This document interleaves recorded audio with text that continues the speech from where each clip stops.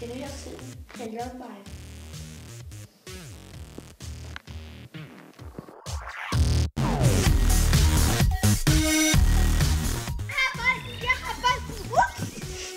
Okay. Hvad kalder dine venner dig normalt? Jeg tror, de kalder mig nok klassens klovn. Altså, jeg tror, det er fordi, de er jaloux, fordi jeg er helt vildt lækker pæne. Klassekloven. Mobber dine venner der nogensinde? Nej, aldrig. Vi er jo altid BFF. Oh my god.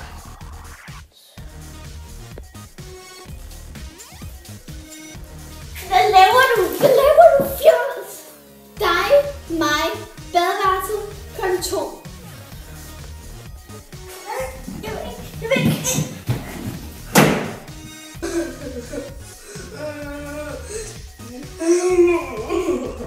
Hvordan var det at få buksevæv? Det var ikke sjovt.